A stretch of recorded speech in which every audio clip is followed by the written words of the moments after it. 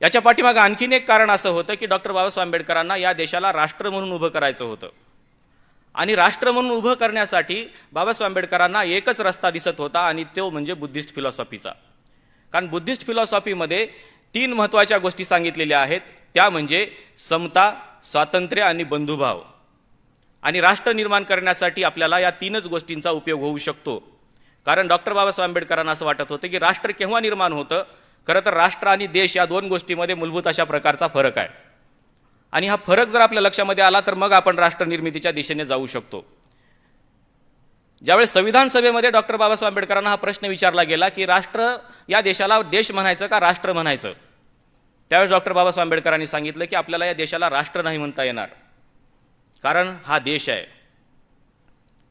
देश कोणाला म्हणायचं? ज्या समूहामध्ये लोक विभागलेले असतात, लोक एकमय नसतात, त्याला देश म्हणायचं। बाबासाहेब आंबेडकरांनी सांगितलं की भारत हा जाती जातीमध्ये विभागलेला भूप्रदेश आहे आणि जर आपल्याला राष्ट्र निर्माण करायचं असेल तर तिथं लोकांनी एकमय होणं गरजेचं आहे।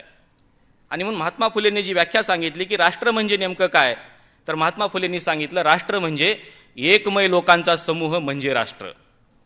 आणि मग हे लोकांना एकमय करायचं असेल तर काय पर्याय आहे? डॉक्टर बाबासाहेब आंबेडकरांना असं वाटत होतं की या देशातली जाती व्यवस्था संपुष्टात आली तरच लोक एकमय होतील, अन्यथा इथली प्रत्येक एक जात ही स्वतःला एक स्वतंत्र राष्ट्र समजते आणि अशा प्रकारचे 6,500 राष्ट्र या देशामध्ये राहतात। आणि म्हणून बाबासाहेब आंबेडकरांच्या समोर एक पर्याय असाही होता की आपल्याला जर या देशाला राष्ट्र म्हणून उभं करायचं असेल तर या लोकांना एकमय करणं गरजेचं आहे आणि लोक एकमय केव्हा होतील? जर इथली जाती व्यवस्था संपुष्टात आली तरच लोक एकमय होतील।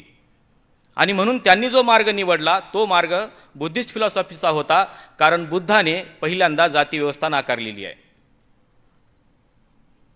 आणि म्हणून बुद्धाकडे बाबासाहेब आंबेडकर आकर्षित होतात आणि मग त्यांना असं वाटतं की बुद्धिस्ट फिलॉसॉफीवरती आपण या देशाला राष्ट्र म्हणून उभं करू शकतो।